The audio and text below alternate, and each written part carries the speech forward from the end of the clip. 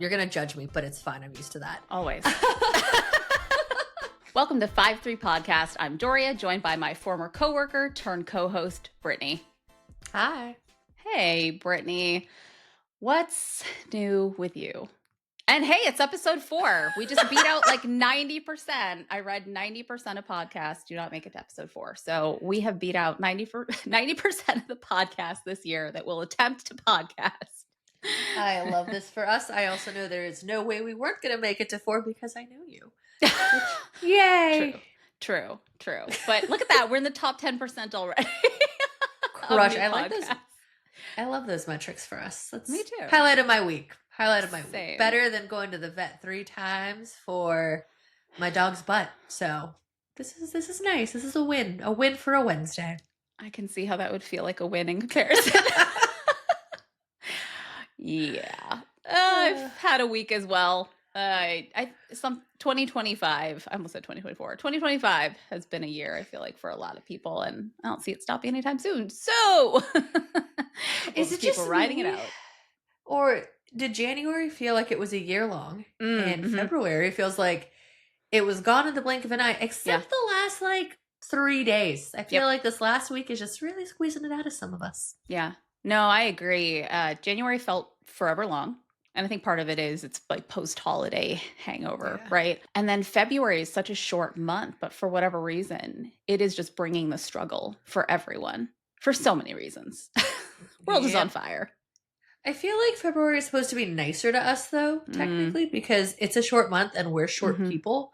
Ooh. So, where's the kindness? I don't understand. As the Black Eyed Peas said, where's the love? I don't know. Not here. Clearly not. But I'm curious. So you let me know that there was a little bit of controversy online earlier, and it got us talking about armchair / Google degrees that people seem to have over different topics. But tell me about this beef tallow controversy, because I have not seen anything about it. I have not been online today. I've been eyeballs deep in other stuff.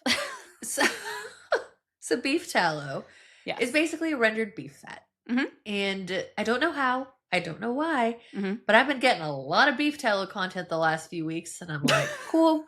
Interesting. Go figure. People use it for their skin. They say it helps moisturize. It has all of these other.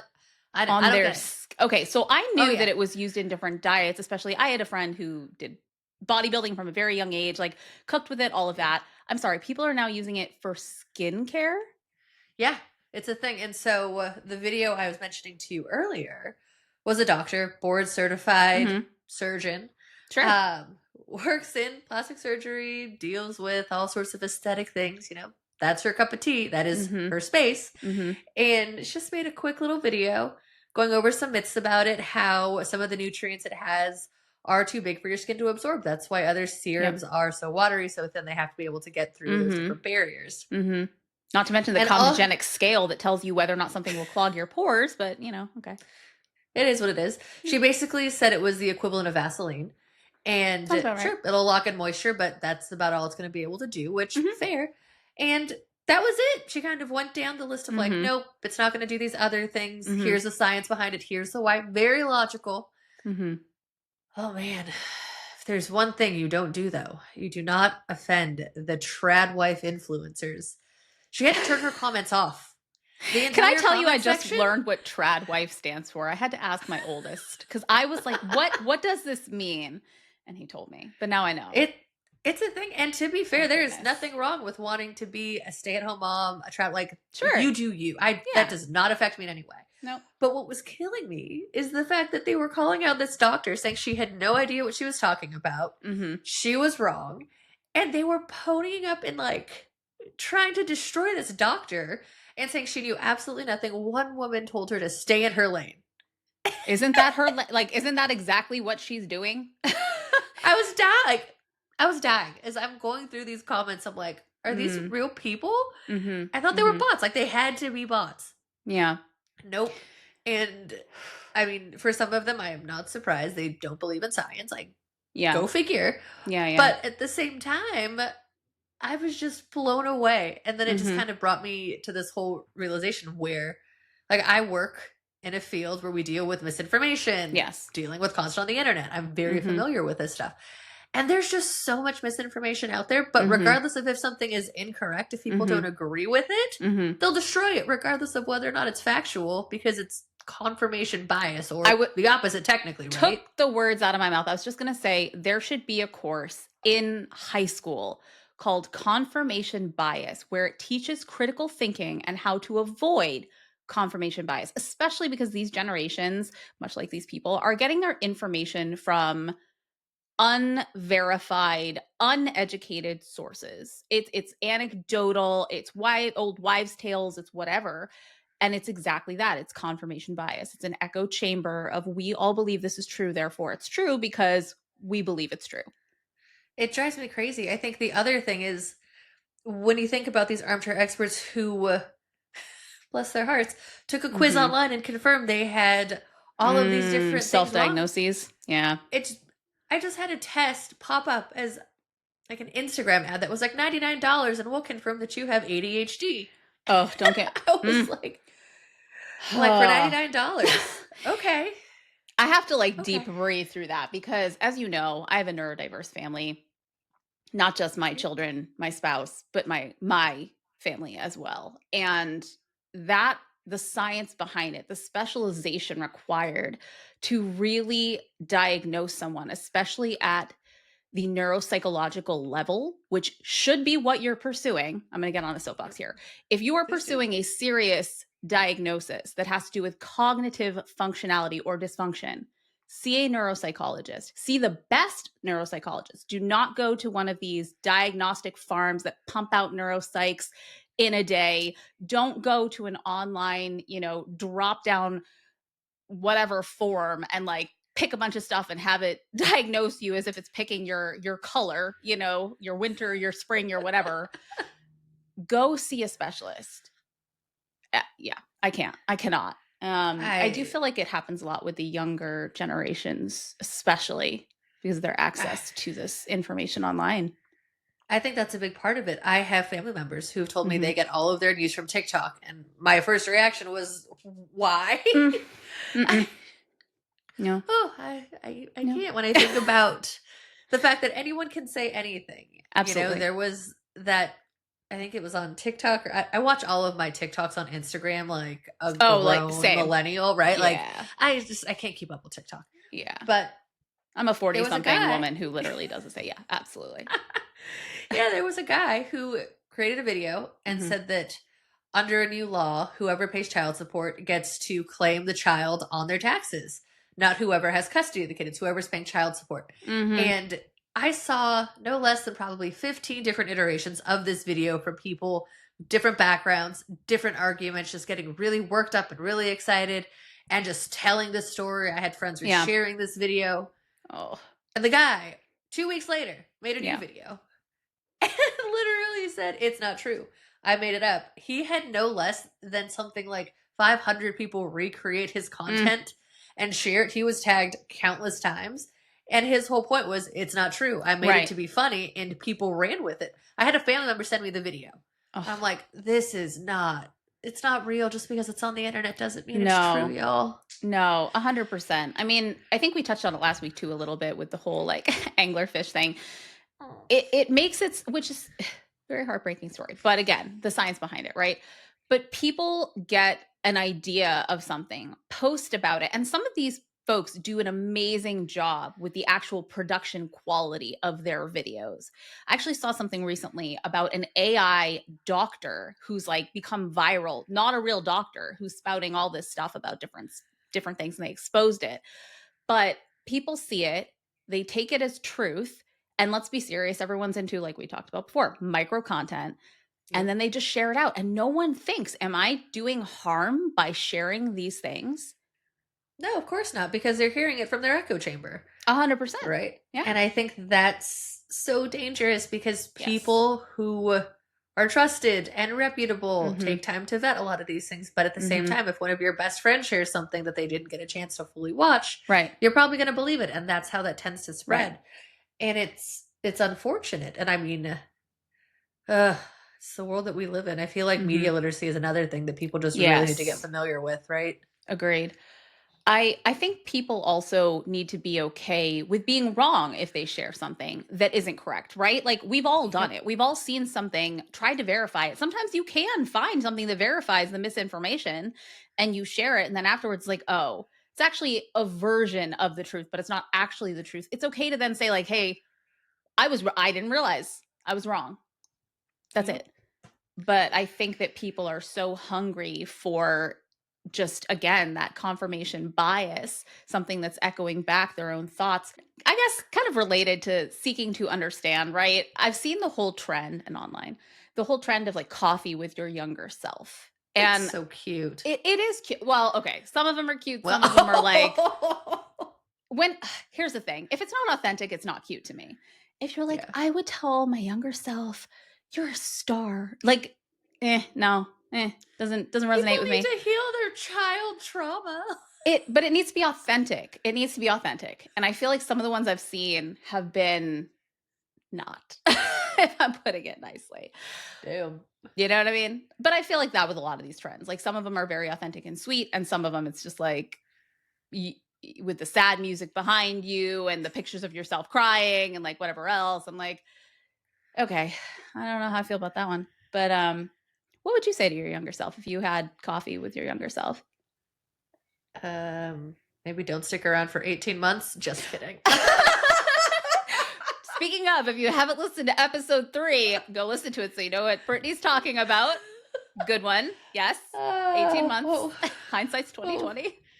What would I tell myself? Don't date anyone in finance. No, no, no. Let's see, because the whole trend is like I went to meet my younger self and, I was 5 minutes early and so was she or something like that. I would definitely still be early. I'm very punctual. So much so that the one time I was late to a friend's baby shower, they thought something had happened because they know that I'm just never late. Let's see. So I'd still be early. I would say, like, how old are we talking? Like when we say Pick our an younger age. selves. I mean, okay, so I think that really depends on how old you are now as to like what you see as your younger self. And actually, I'm sure in therapy, like your therapist has talked about how there's specific ages that are very critical punctuation points in your timeline. I guess that's the question. Who needs to be healed? Who is your younger? Well, who is your younger? You doing that over coffee? Because like, sign me up. Who is your younger self, and what would you say to that version of your younger self? Oh man, that's a tough one. Now that I'm thinking about it, because 16-year-old me was so different from like 9-year-old me. Oh yeah, I would hope so. Because it's just like I wouldn't have met myself for coffee because coffee's awful. We would have been at McDonald's at any age really in there, eating chicken nuggets and drinking a large Coke, like guaranteed, or having a Coke and a bagel, like go to. Oh, interesting. Okay. My breakfast every day in high school was a bagel with cream cheese and a 20-ounce Coke. Very specific. Okay. I would probably tell myself you still eat that because you love yourself enough to indulge. Not Good daily. For you. But not daily. Moderation, not. Balance. Right. I've become a morning person. So I'm up at 5 a.m. every day for a 6 a.m. workout. My degree won't matter. I won't use it. It'll be the shortest career I'll ever have. Will be involved with my degree. You're going to be alone forever, and that's okay. Oh my gosh. Okay. Wow. I don't know. So Brittany seeks to damage her younger self. No, to be fair, I think it would justify a lot of my musical, like, sad girl emo choices from back then because, like, I was mourning this broken heart that I never had. So as an adult, I can go back and say, like, those songs make a lot more sense now. Like, good job conditioning yourself to not feel them anymore. Like, it's great. It's dark, but it's real. Okay. I think that's, like, I don't know. I've seen some that were really good. Where people are like, did we get married? Did we have a family? Did we do those things? And those are things I wanted as a kid. Right. I wanted a BMW, a job on Wall Street, and a penthouse apartment in New York. I think I would laugh at myself. You were Mr. Big. I mean, I was living my life according to this letter I wrote to myself freshman year. But I'd be like, yeah, you don't live in like a huge city anymore. You have a job you like, you know, you're good. You had a really nice car, but you wrecked it. This is a very sad. I feel like emo you at 16 is emo you in your 30s too. So I'm the it same aligns. person. Like, that's the funny thing about these things, Doria. Yeah. We're the same people. It's just a matter of where we've grown. Yeah. Interesting. I feel like mine just really reflected the week that I'm having. And, that's okay. I'm sure there would be a day where we'd do this and it would be like, you're so happy, you have a house, you have beautiful dogs, like all the chipper stuff. Yeah. But the younger version of me was cranky, kind of an asshole. She needs to hear it very clear cut so that way she can like maybe soften up. Interesting. Okay. If I had coffee with my younger self, it would probably be, if I had a choice, my 18-year-old self, just newly graduating, trying to figure out where I wanted to go to school. And I would probably tell myself, don't go with the option that you feel safest with. Go with the option that aligns with your passion, because you're not going to use you're not going to use that degree anyway. And if you do, that would be great because you're passionate about it. And I would probably also tell myself to slow down a little bit. So as fast-paced and hardworking as I am now, I was worse when I was younger. I don't know how that's possible. I mean, I do. I was raised that way. A lot of deep therapy has gone into discussing that one, let me tell you. But I would encourage myself to slow down a little bit more then, because what you don't realize at 18 that you realize in your 30s and 40s especially is that all the damage and the wear and tear doesn't catch up with you until you're older. And so if you can minimize that a little bit, do it. But yeah. Can I add, I would tell myself to get Botox preemptively. You can, sure. Just little tip from you to you. I'm just trying to help here, trying to throw myself a bone. I mean, so skincare has always been an obsession for me. I would say keep doing what you're doing if we're, talking about aesthetics, but you look great. Oh, thanks. You too. It was just the school thing though. Let me tell you, and I think that comes from one of my deepest regrets is that so when I was younger, I didn't know what I wanted to do. I knew 3 potential things I wanted to do. I knew the practical 2 things and the potentially impractical, but very passionate thing that I wanted to do, which was I wanted to be a music producer. And I got accepted to Berklee, to the program I wanted. But I chose not to do it for a number of reasons. A boy might have partially been involved and influenced that a little bit. Deep regret there. I would tell myself, don't be stupid. But the other thing was I really wanted to go someplace where I felt really safe for a number of reasons. And that turned into going to the wrong liberal arts school, pursuing a degree that just because you can do it well doesn't mean you should do it. Yeah. And most of us don't use our degrees. So, I hate to say it, but if you're going to spend all that money, go enjoy those 4 years pursuing something that you love, and maybe it'll work out and maybe you'll pivot. Who knows? But deep regrets about not going to Berklee to this day. So funny. I also have a regret. Did I ever tell you about the SAT 2s? No. Okay, so when I was in high school, I was very determined to go to Brown or NYU. I want to go to school on the East Coast. Come out here, yes. I was determined, right? We knew someone who was on the admissions board at Brown. They're like, great, have her take her test. We'll put a word for her, whole thing. And so you know how I said I'm a 6 a.m. workout person a minute ago? And that's important to tell myself because senior year of high school, it was time to take the SAT 2s. And I was tired. I was so tired that day. It was a Saturday morning at 8 a.m.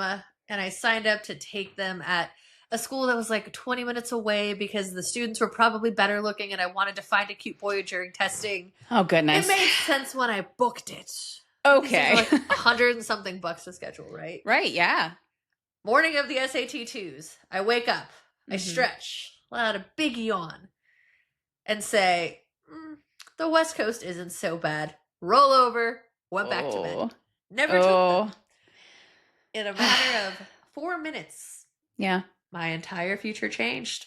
So. Yeah. Interesting. I wonder if our paths would have crossed sooner if you had come to the East Coast, even though it would have been a different state. There's so little space between New York and Boston. You know what I mean? I wouldn't work in tech. I wouldn't do any of this stuff if I had. I was a wanted to be a business major. I was going to Wall Street with the penthouse and the BMW. Why I wanted to drive a BMW in New York City? Like, I don't need a car in Manhattan. It made sense because I had never been there. But sure, who knows? Sure. Yeah. Well, I mean, part of my justification for not going to Berkeley, by the way, not Berkeley, California, like Berkeley School of Music, just to clarify for listeners, was that I knew that there was no career for me in Boston in music. Not seriously. If I wanted to pursue music, I would have to move to New York. And again, this is where the boy comes in. It was like, well, I was in this serious relationship. Like, they're not interested in going there. Do I actually want to live a life in New York? Like, all these things. So, again, hindsight's 2020, but I have tried to do better with my own kids and telling them, like, pursue the thing that you feel passionate about, because passion will help fuel you. If you're only doing it for practicality or money, you burn out. You really do. And you pivot. And most of us pivot. How many of us have pivoted? Yep. I did twice in my career. Yep. The money thing, I think, is something that I've sold my soul for a pretty salary before, Oh, and same. It seemed very justified for a while, but I've never been more unhappy than when I was making the most in my career. And I think that's something that doesn't get talked about enough, 100%. Where you're told you want the money, you want the title, you want the stock, you want all the things. But if you're crying yourself to sleep more often than not, and you're spending a ton of money on things to justify staying in those roles, it's not worth it. And I mean, the reset I went through after that has been so healing. Like, I feel like I made the right choice ultimately. Do I miss having money to just throw at random things? Sure. But am I noticeably happier? And I think that's something growing up. My younger self was so focused on make the money, do everything. And now that I've kind of lived through that, I'm like, it's not the most important thing. Your health, your mental well-being, honestly. Absolutely. And not feeling like your entire life is living in a fight or flight. There we go. Words are hard today. That moment is just, ugh. Yeah. When you wake up with dread about your job, there's a difference between I'm tired, I've got to go do this. Like, work is not thrilling every day. I hate to disillusion people who might be joining the workforce soon. It is not exciting every day. Every day is not a picnic, even if you're at the best company.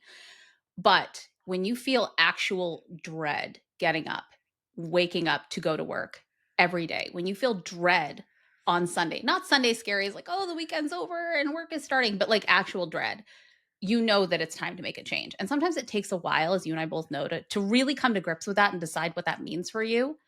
But I agree with you. I think that we were told that we would like choose a degree, pick a career, and live in that career. No one talks about pivots. No one talks about the fact that your degree is probably going to be useless. I'm currently going through PMP like certification training right now. Good for you. Thank you. Because had someone ever said that to me early on and been like, hey, project management is like basically how you function, this would be great for you to pursue, I would have done it years and years and years ago. And then I got too busy with work by the time I became aware that it would be useful to me at work. Who has time when you're working 60 to 80 hours a week? Ooh, never again. Yeah. So advice. Go ahead. No, I was going to say, I think that's also the culture that we were raised around. It's very much the hustle culture. Grind it out, get it done, just push more, when I think that just kind of, I don't know. You need to rest. You need to take care of yourself. Work-life balance is incredibly important. You'll burn out, and it's not worth. My blood pressure was the worst it's ever been when I worked in those high-paying, high-stress, constantly crying jobs. Yeah. Yes. Not worth Absolutely. It, man. No, it's really not. It feels like it might be. And don't get me wrong. I've talked with, when I've mentored people who are earlier on in their career, I've had the conversation of sometimes you will make a career move where it's going to be a grind to get to the means to a different end, right? Yeah. And sometimes you knowingly make that sacrifice, but you have to do it eyes wide open, knowing what you'll be sacrificing and for how long you can do it. But to go into a job and think that it's going to be your forever home and have it be at that intensity and that level, that's different. And I've made some choices where, I was grinding it out because I knew it was a necessary step to get to the place that I actually wanted to go. And I don't regret that. But there have been other choices I made where I was absolutely unhappy every day and it wasn't the right place for me. And it was hard to let it go because I didn't know that it was going to be so far misaligned with my original idea of what it would be like. Yep. And sometimes it just takes being in the job to know that. Ooh, speaking of jobs. Uh-oh.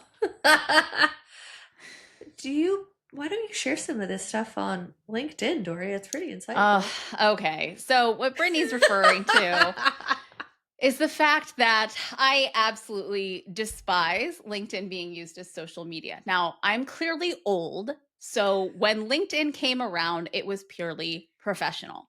And I appreciate it for that. I am also someone that likes neat compartmentalization. I want my professional life to be professional, my personal life to be personal. And if someone crosses into both, it's a rarity. Brittany, for example, is one of those people. Otherwise, people stay in their lanes in my life. But when I started seeing people post things on LinkedIn, like, if I could, kind of similar to like this whole coffee with myself, if I could talk to myself day one of this job and let little Doria know how she would feel on day 375, and like 17 paragraphs and tears later. Listen, that's not what I'm there for. I'm there to be challenged. I'm there to be inspired. I'm there to network. I am not there to know what you had for lunch. I am not there to know, honestly, about aspects of your personal life that like you wouldn't share with me if I was just a stranger you were walking by at Target. And that's how I feel about it. I don't like it being used as social media. I know a lot of people my age who feel this way, and maybe it's an age thing. Who knows? But nope, I find it exhausting. I skip every single post that looks like that. Every single one. It's gotten so awkward for me. And I think part of it is the fact that LinkedIn tells you everyone's business because of the way LinkedIn was built. You're supposed to be able to see people interacting with content because it's related to a job or career. But I've seen people post some pretty inappropriate jokes or memes, and I see who likes it, and I'm like, yeah, I don't think you realize, like, this is the equivalent of what you would tell your boss, right? If you manage a team, this is what you're telling your team. absolutely, because they can see it. Right. You know, everything, in my opinion, to your point, like, should have its own separate lanes. And when I see certain things, I'm like, I don't really know if you want your boss knowing that. Do you really want your network to know that? That's how you feel?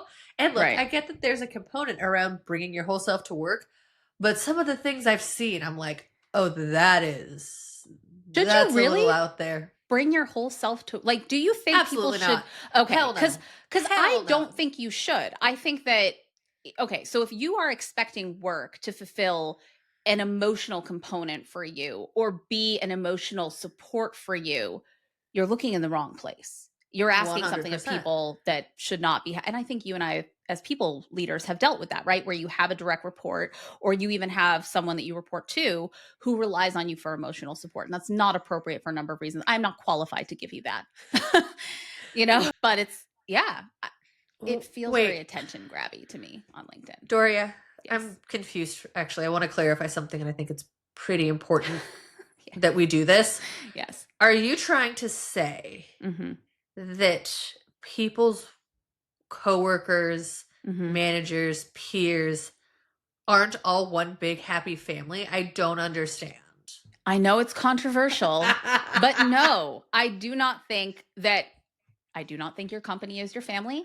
I do not think every coworker is your friend. I actually think it's a rare exception that you build friendships. And I think it happens, exactly, case in point. But I think it happens when you're younger. I think it happens more frequently. I think the older you get, the more selective you get in general. And there's a lot of psychology behind that. But also, again, you're asking so much of people that you're just trying to hit SLAs, OKRs, goals with. It's just not appropriate. It's like asking, this is going to be controversial. It's like asking your partner to be everything to you. Oh, I am so against this. How dare you? I am so against this. I think it is absolutely unfair, and it will ruin relationships to expect your partner to be everything to you. And when I say that, I mean they cannot be your sole source of socialization, your sole source of support, your sole source of psychological support. You have to have more then that, you are asking too much of a person. Am I hitting a little bit of a nerve there? That's a very visceral response. No, I agree. It's triggering. You know what I went through, Doria? I mean, yeah, 100%. One thing I will say is I find that especially minority females, people who are in underrepresented groups in general, tend to be willing to hyperextend themselves as well to fulfill some of those needs when people ask too much of them. And that's something I personally had to work through a lot, is holding boundaries like that and being like, this is actually not something that I can or will give you. But these other things I will. Want the reports, the data analysis, you want the project management, 100%. But I absolutely am not going to have a pseudo therapy session with you because I'm not qualified to do so. And that would be unfair to both of us. I mean, for what it's worth, my therapist did say I would make a fantastic therapist. But I also said, I have a lot of experience. I've been in therapy for like 12 years at this point. So, of course, I'm great. I pay attention. The thought of being everything to one person feels so claustrophobic. That's so much pressure on one person. Also, I went through that. You know this. And I wanted to claw my eyes out. I think it's very easy for me to go from wanting to be a fixer. I can fix everything. I can help people. I can help people feel valued and great.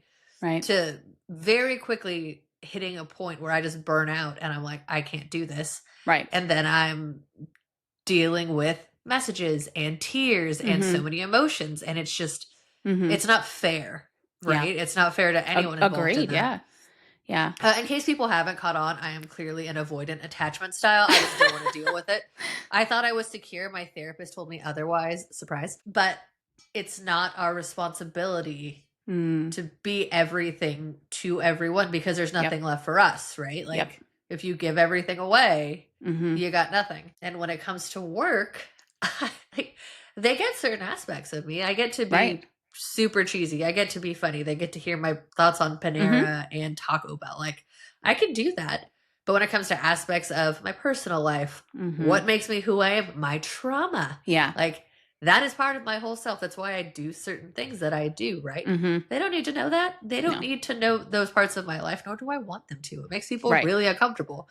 And honestly, when I think about places that I've worked, to your point, the people that I worked with that I'm still friends with were all primarily from when I was younger, when we were hired in cohorts. Yep. Everyone was in the same age bracket. We never managed one another. And as you move through your career and you begin to manage people, you don't have those same friendships because you're the boss. You're making those decisions. I was dating someone and they went from being a peer to a manager. And the amount of conversations we had where they're like, I'm just going to be honest and tell them A, B, C, and D. Like, I agree, this is dumb. I'm like, you can't do that. You've shifted. You're in a position of authority now. You have to adjust because you're leadership. And also you're not one of them anymore. So don't be surprised if they don't want to hang out. That was incredibly jarring for me when I moved into management and one of my first, leadership roles. It's like, people don't want to be my friend. No, people don't want to hang out with people that make the decisions, are in charge of their future, have any kind of influence there. And that's okay because honestly, people don't really need to know that. I'm friends with everyone I've ever managed on LinkedIn. I'm probably in touch with like 99% of people I've ever managed in some way, shape, or form through LinkedIn or whatever. Always happy to support them. Always happy to be a reference. Like I love my teams. But am I inviting them to like my non-existent wedding? No, absolutely not. Right. Yeah. I think for me, when I moved into management, so I'm an oldest child and natural protector personality. And so that was something that was both a benefit and also something I had to watch because I was very quick to step in for my teams to plug the gaps. And so I had to learn to both allow them to learn from their boo-boos and to guide them through it, but to also make sure that I was, and I do think that people leaders should represent their teams and we're the first line of accountability. And so how do we take accountability while also letting them take accountability? And that was something that over the years I had to learn when I first started managing people because my first inclination was to always be the first one to take accountability in its entirety. So that was a little tough for me, but you live and you learn. And I don't know. I agree with you. You should not be asked, nor should you try to be everything to everyone. And I would actually credit the first long-term relationship I had with teaching me that in a positive way. So this individual was very, very healthy when it came to that. And he was very clear, like, we needed, because we had our own friend groups in addition to our combined friend groups, we needed to maintain those. We needed to spend time with those people. It was important that we had more than just each other. And it's hard in those early years in a new relationship to not want to be together all the time, especially when you're younger. But he was very healthy about that. And I actually learned quite a bit from that, because I would have probably naturally wanted to spend all my time with him in a little bubble with other people, because I'm social, but just with him and other people. And so I learned very quickly that it was actually a really healthy thing. And it was something that I took with me as I got older, and to this day feel very strongly about that. And not everybody I've been with has felt that way, though. Some of them have been very threatened by that, which should be a flag. So just throwing that one out there. A little tip from us to you. It's a flag if someone wants you to be everything for them. Nope, I think one of my Hinge prompts on my most recent Hinge situation was like, things I look for, and it was something along the lines of like healthy boundaries, respecting my boundaries, and like not being around all the time, which I get, it can sound really cold in a way. But again, like, I don't want to be everything to everyone. You need to have your own life, your own friends. Like, you have to have your own things. Otherwise, I'm going to feel claustrophobic and I'm going to run away. Like, I can't do that. That's not my responsibility. And also, you need to be your whole self for yourself before you can be something to someone else, man.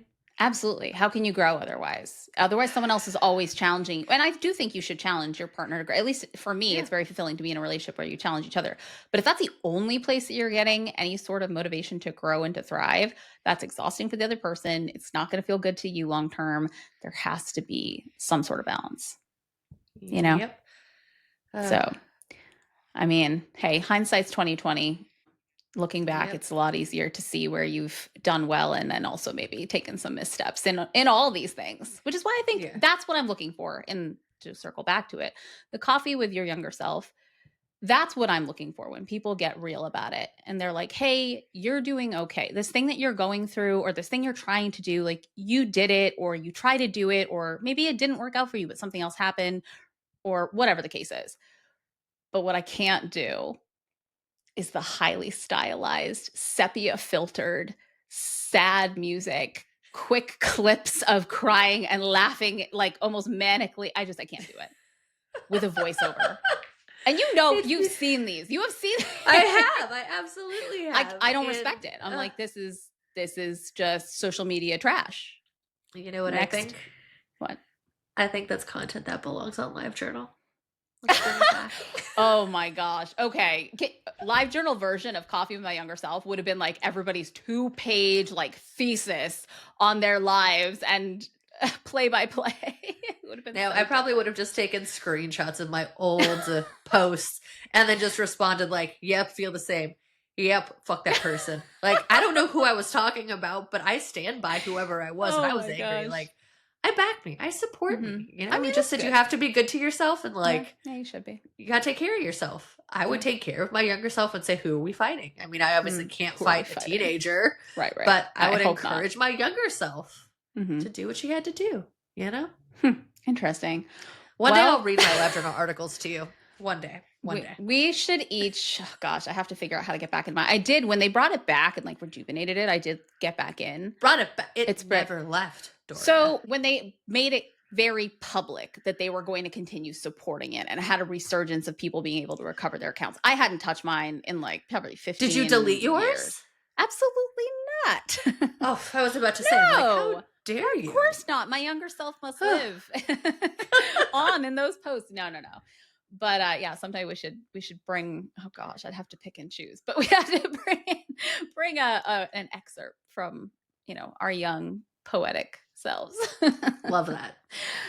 Well, I feel like we've covered a lot today in terms of information and advice focused, and I feel like that makes sense given what our weeks have been like and also what's going on.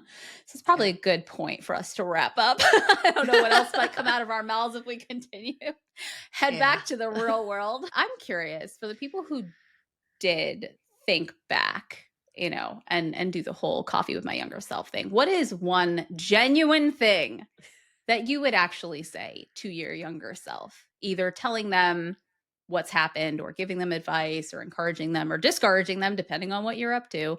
And how old are you in your younger self? I think that's actually fascinating because I've seen most people who are like in my early 20s or, whatever. But it's interesting that you and I chose different ages and specific Very ages. much. Yeah. I think the overarching thing is I would just say, you're okay. You're going to be okay. Yeah. And Botox. But curious to see what other people think. Skincare, Botox, take care of yourself.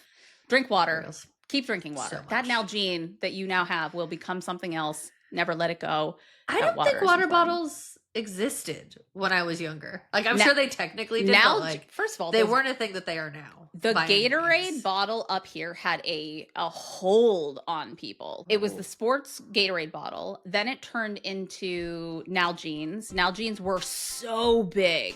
And I'm talking the disgusting ones that would smell bad after like one use. And they actually had to put out like a PSA saying like, don't use it if it smells, which was the whole thing. And then it just transitioned to other things. But yeah, anyway, tell us what you would tell your younger self and how old you are when you speak to yourself. And we will see you all next Wednesday. In the meantime, don't forget to like and subscribe, comment, rate this podcast, and let us know what your thoughts are. We're curious. We do read the comments. So we will see you next Wednesday. Bye. Bye.